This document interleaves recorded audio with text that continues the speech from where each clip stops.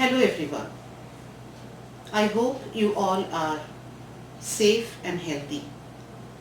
I know times are very hard, but as we say, the show must go on. And so I'm back today, once again with Tagore. And in today's discussion, I'll be focusing specifically on the 19th century educated Bhadra Mohila of colonial Bengal as presented in Tagore's Gora. Hemchandra Bandyopadhyay wrote a satire entitled Baji Mat,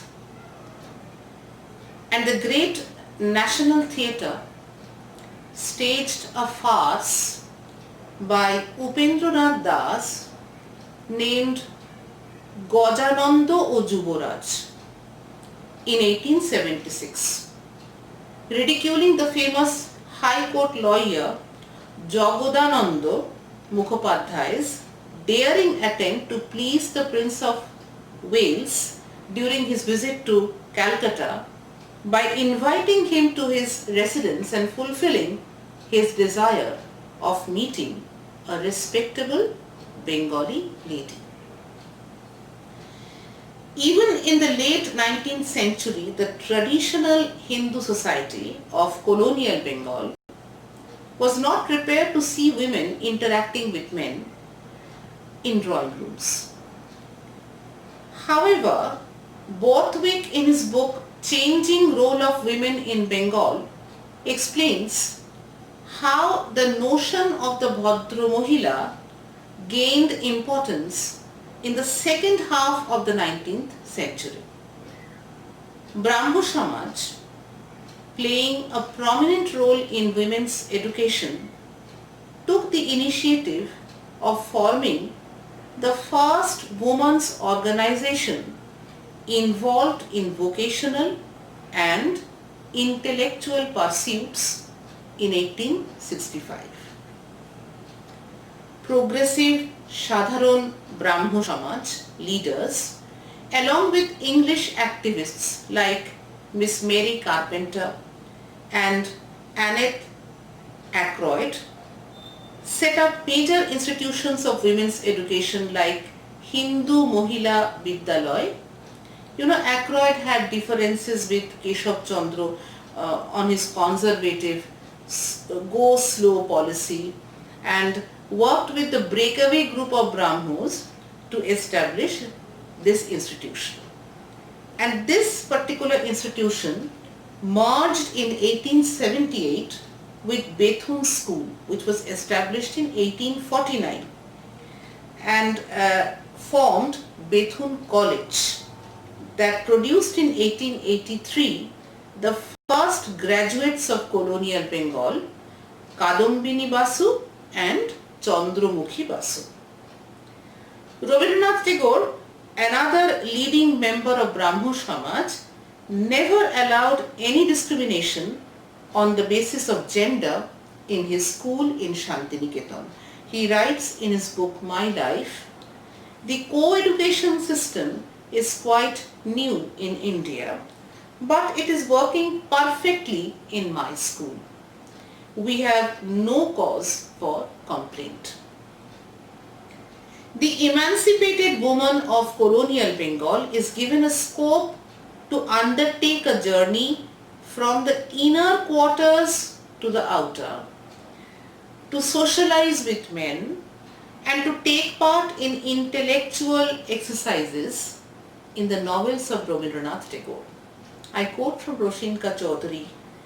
She writes, "Novels such as Rabindranath's Nauka Dubi, translated as The Boat Wreck, are so heavily dependent on the drawing room interactions of the principal characters of Ramesh and Hemnolini that the ritual of pouring out tea performed by Hemnolini and the attendant conversations are an integral device for much of the narrative to move forward." Hemnolini belongs to a Brahmo family, not anglicized but progressive. And the setting is presumably turn of the century. The novel was written in 1906. In Ghore Baire, published in 1915, the induction of a woman into the drawing room, propelled there by an indulgent and ideologically motivated husband, is a central topic. Unquote. The novel that can be of special interest in the context of the role of Brahmo Samaj in educating and liberating women is none other than Gora, which, though published in 1910, has for its setting the Sepoy Mutiny and the second half of the 19th century colonial Bengal. Saved and brought up by an anglicized Bengali, Krishnodhan, and his wife Anandamoyi, Gora, born of Irish parents and an orphan of the mutiny, grows up to become an orthodox and aggressive Hindu nationalist. However, complexities develop as he gets acquainted through his friend Binoy with the liberal Brahmo family of Paresh Babu that comprises among others his daughters Lavanya, Lolita, Leela and his wife Boroda Sundari. Paresh Babu has given shelter to Sucharita and Satish, who happen to be the orphan children of a close friend of his. Heated debates and arguments follow, only to be smothered by the, I quote, pairing of the turbulent, rebellious Lolita with the gentle and accommodating Binoy, and that of the quiet, self-controlled Sucharita with ultra-forceful Gora. These were the words of Professor Sanjukta Dasgupta. Harimohini, a typical Hindu widow and a destitute who finds temporary refuge in Paresh Babu's household, provides an insight into the life of a victim turned tool of patriarchy. Gora, the narrow nationalist, however, evolves into the upholder of universal humanism once he confronts the truth of his Irish parentage. Boroda Sundari, no longer young, extremely conscious of her emancipation as a Brahmo lady and anxious to make a show of her privileges and superiority, lands up being the butt of Tagore's ridicule for her foolish excesses. Once again, I quote from Sanjukta Dasgupta. Boroda Sundari is an example of emancipation reaching an extreme and being eventually opposed to it. She is so proud of belonging to a relatively progressive sect that she scorns everyone outside it. She teaches her daughters to despise Hindu women. Boroda Sundari insisted that her daughters should wear shoes and socks, not very congenial in a hot climate, as a sign of modernity. According to some, she is not unlike a modern caricature of a feminist. Unquote. Mistress Boroda is indeed proud of the achievements of her daughters, and she uses every available opportunity of informing strangers like Binoy how studious they are and what their English governess has said about their intelligence and high qualities. Binoy also learns that Lavanya had been selected for garlanding the lieutenant governor and his wife, who happened to visit her school on the prize day, was specially complimented by them. Boroda pays special attention to Lavanya's public appearance. I quote from the book. Whenever she went out in the afternoon, her mother insisted on putting powder and rouge on her cheeks.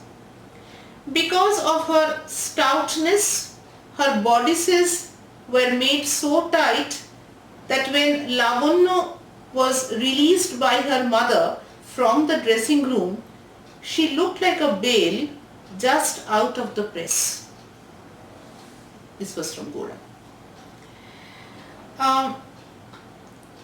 Young men like Shudhir, a college student, and Haran, a schoolmaster, are regular visitors, and we are told that the former, a fidgety kind of person, keeps the girls lively with his teasing and joking, and is always ready to do their shopping for them and accompany them to the circus or to the zoological gardens. Here we have girls enjoying their lives out in the open, and a father who is eager to push the bounds of even Brahmo Samaj rather than go back to the Zenana system. I quote from the novel once again. You want us to go back to the Zenana system over again by restricting our expansion within our own community. But I myself think that girls ought to mix with people of all shades of opinion.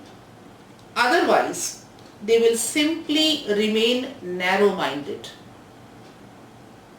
Sucharita is 17, Lolita 13. And in an age of child marriage, they are still unmarried. In fact, Haran is waiting for Sucharita to turn 18 so that he may claim her hand in marriage. I quote from Sanjukta Dasgupta. Women in those days were, if they belonged to the white-collar middle classes, of course, not expected to work for a living. Brahmo women were, to some extent, an exception to this rule. They were well educated and allowed certain amount of freedom of movement and action. In an age of rampant child marriages, most Brahmo girls had post-puberty marriages. In Gora, the Hindu neighbors of Paresh are surprised and shocked because the teenage daughters of Paresh are still unmarried.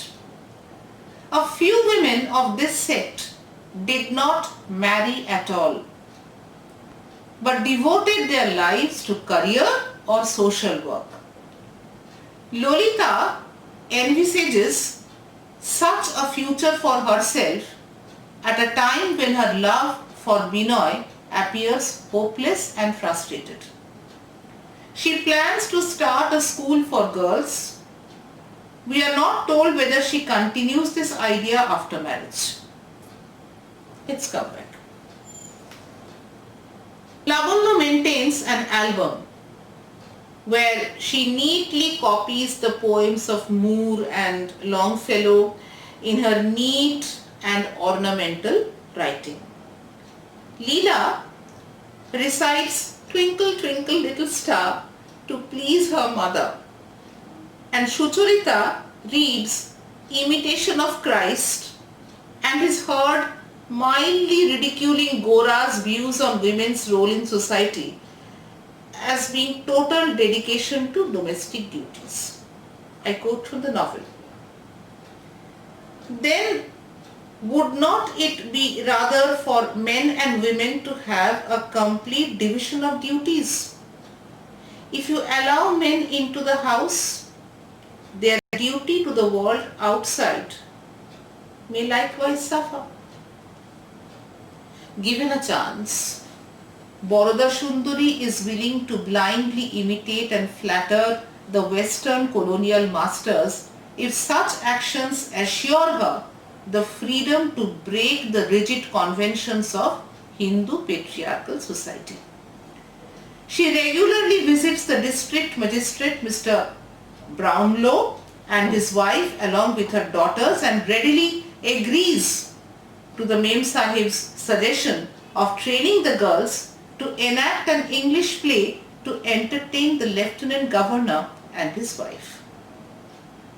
Nevertheless, we cannot consider this emancipation only in terms of such superficial physical acts of rebellion. We do come across women of substance, ruled by head rather than heart, craving for knowledge and spiritual enlightenment, and desirous of getting involved in intellectual debates.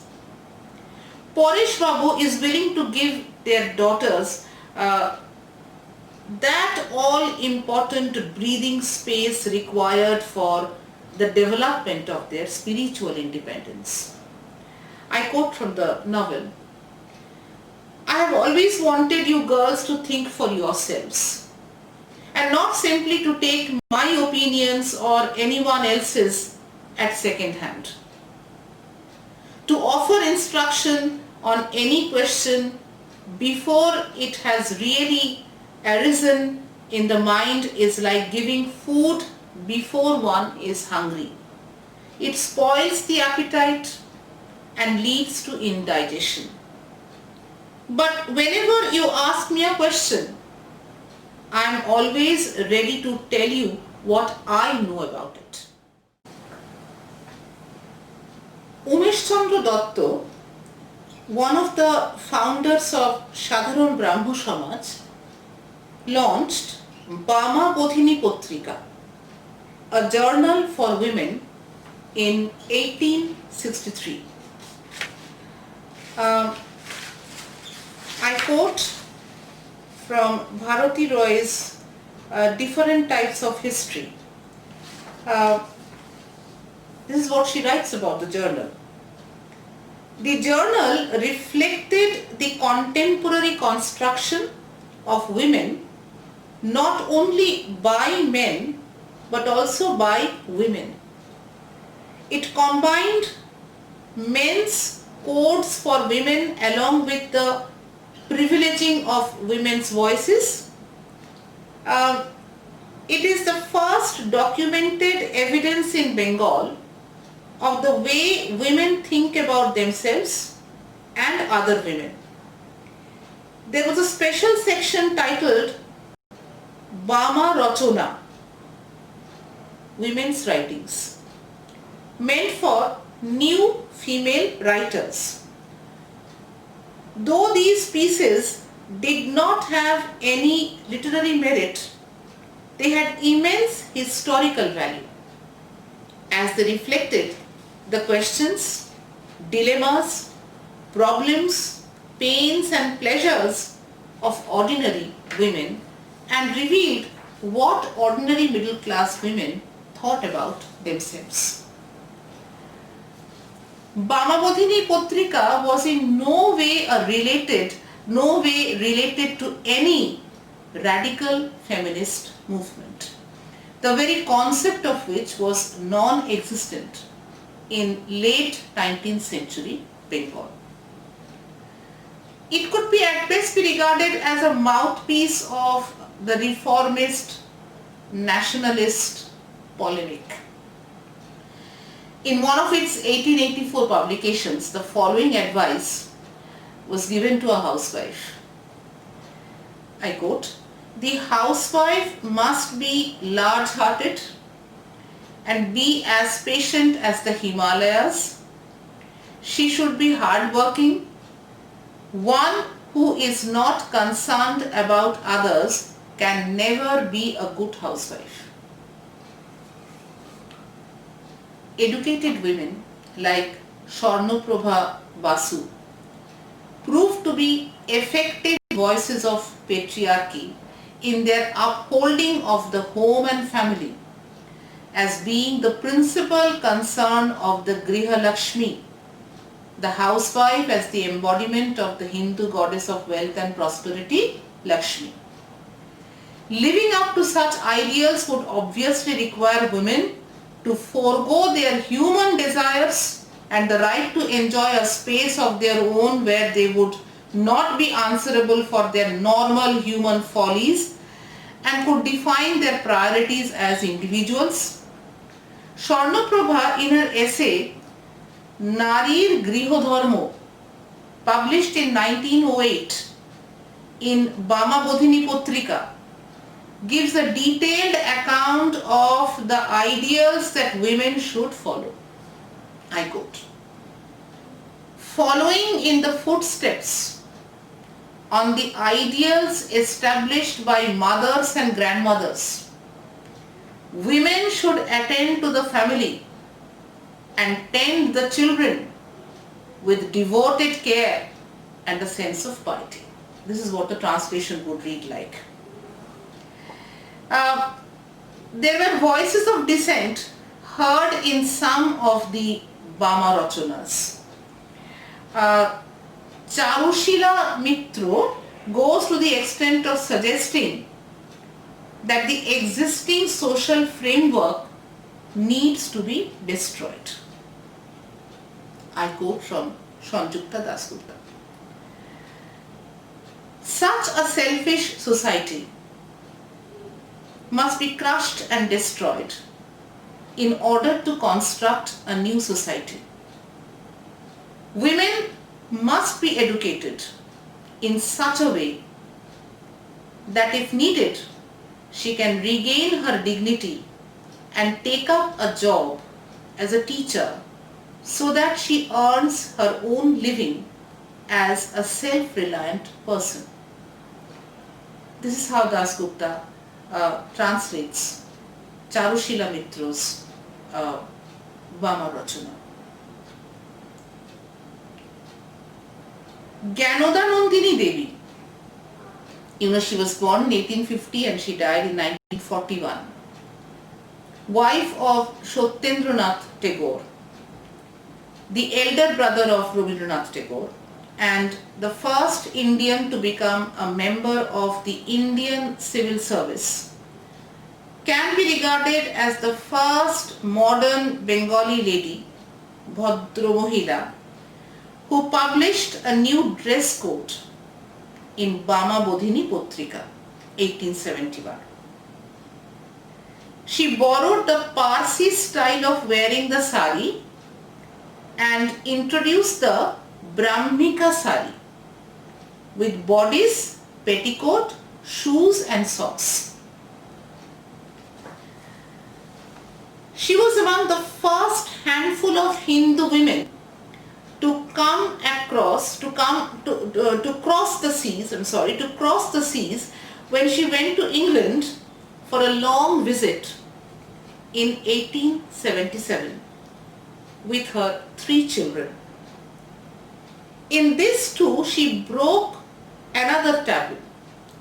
Fluent in Bangla, English, Gujarati, Marathi, and to some extent French, she was a trendsetter and a model for the emerging new women, especially among the westernized Bengali elite. Though not a writer, she contributed small pieces to Bama Bodhini Potrika and Bharati and was an active member of Shokhi Samiti, the women's association founded by Swarna Kumari Devi. This is taken from an article entitled Gyananandini Devi, as published in the net. The educated Bhadra Mahilas of Tagore family also included Kadambari, Mrinalini and Indira. Special mention should be made of Swarna Kumari, sister of Rabindranath Tagore, whose first novel Deep Nirvan came out in December 1876. And her organization Shokhi Shomiti played an important role in promoting women's education, while she herself attended the Congress sessions with her husband. Around 1877, Tagore family came out with a women's magazine called Bharati.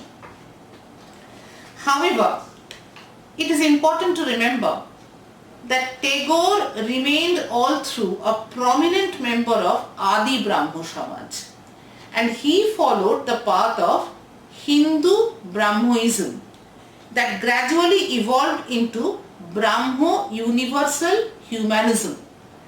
Traditional practices of having Andur Mahal, inner quarters, and Bahir Mahal, outer quarters, using Parda and Palki were very much part of Tagore household, despite all the unconventional progressive initiatives of some of its members.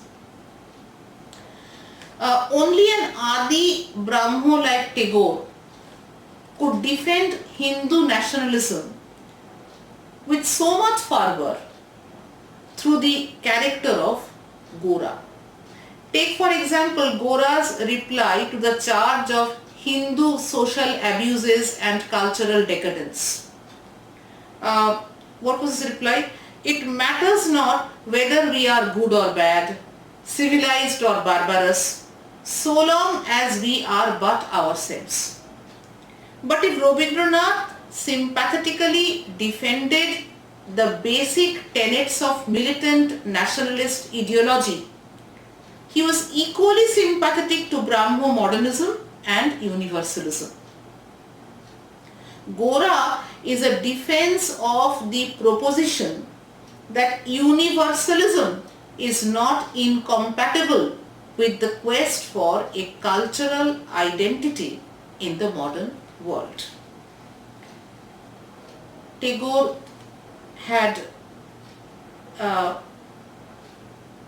neither any respect for the denationalized Brahmo, like the Bengali smoking cigar.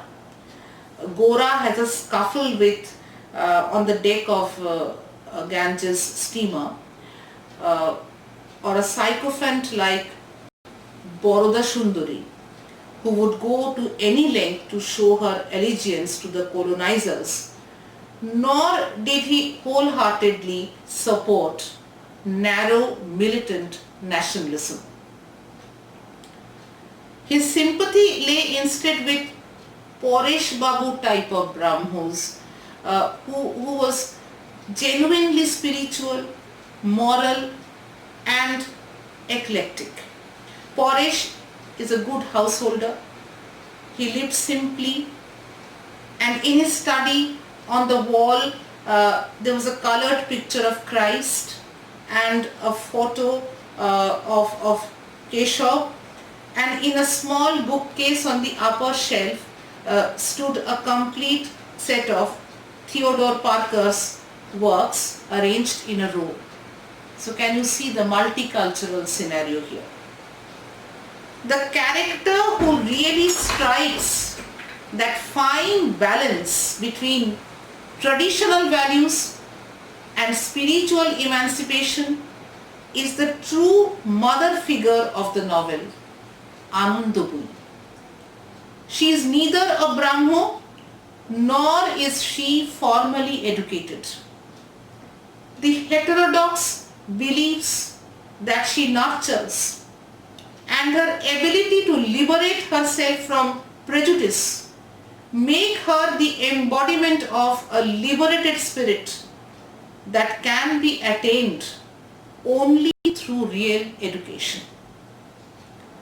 Anandamoyi's approach to life and society is all-encompassing and all-accommodating, and she thereby emerges as a concrete representation of Mother India, or rather the universal humanism that Gora embraces at the end of the novel. I quote from the novel. I have long ceased to take pride in my caste. Why, when our relatives made a fuss at Mohim's wedding because of my unorthodox habits, I simply kept at a distance without a word of protest.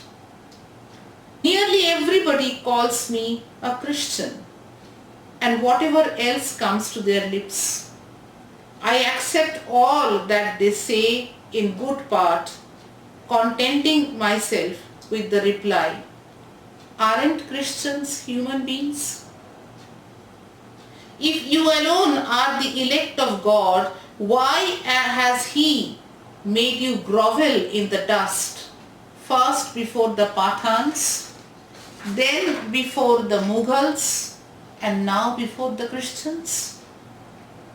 If after having brought up Gora as my child, I now start playing at orthodoxy, then apart from its offending society, it would offend my own conscience. Education for Rabindranath is a spiritual quest for truth that leads to the liberation of the soul.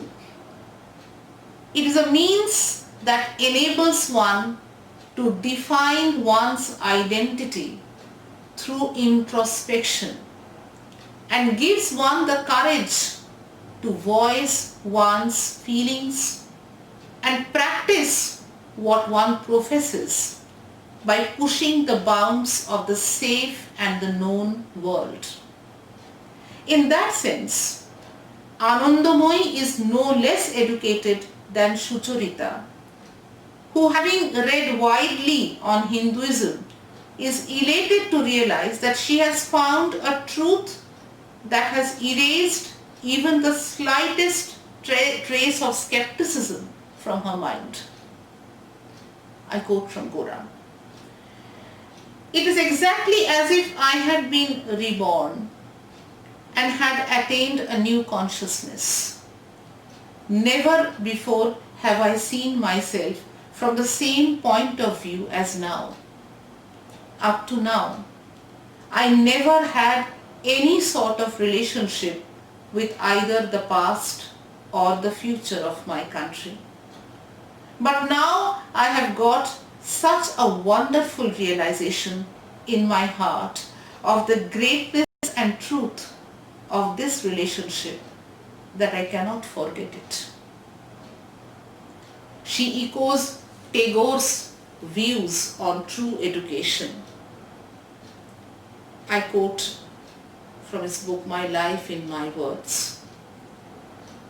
Tagore says, "The test of our education today lies in our ability to explore truth and give it expression creatively. Imitation and repetition can do us no good. A simple machine can do that." Finally, let us explore the evolving image of the educated woman involved in nationalist politics.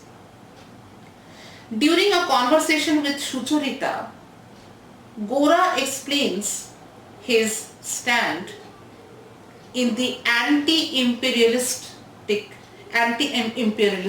struggle.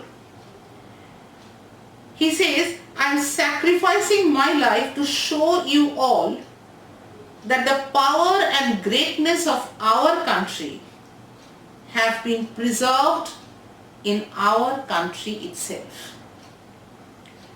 During this interaction, Gora admits that he has discovered immense potential in Sucharita of being his ideal partner. I know, says Gora. Many men with whom I have discussed these subjects for long enough, and they have no doubt at all that they have grasped the ideas perfectly.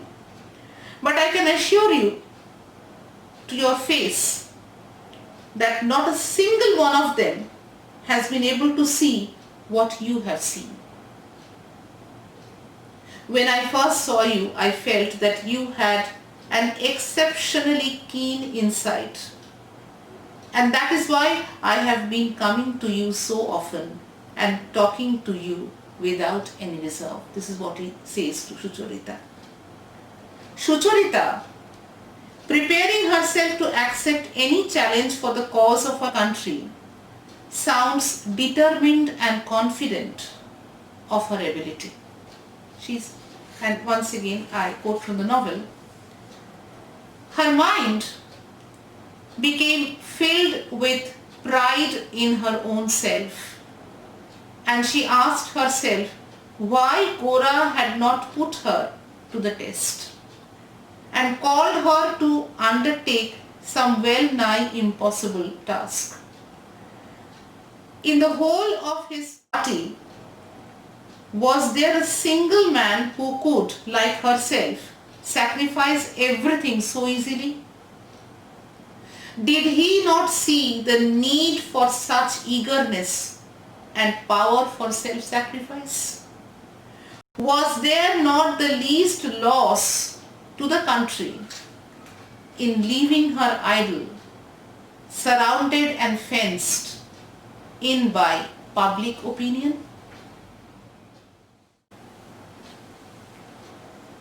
If we explore 19th century British Raj fiction in Bengal, we come across white men producing narratives on native culture, and one such literary discourse is to be found in The City of Sunshine, published in 1877, written by the Scottish author Alexander Allardyce.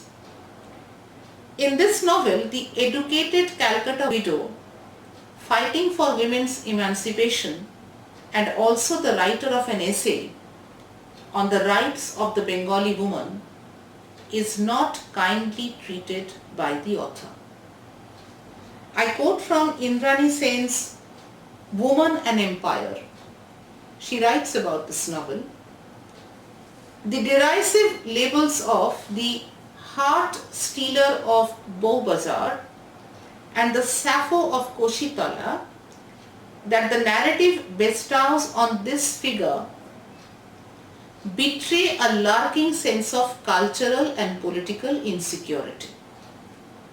But of course it is really later on in the literary productions of the 20th century that the linkages between educated Indian women and anti-imperialist struggles became foregrounded in the figure of the westernized woman who is passionately involved in anti-imperialist politics.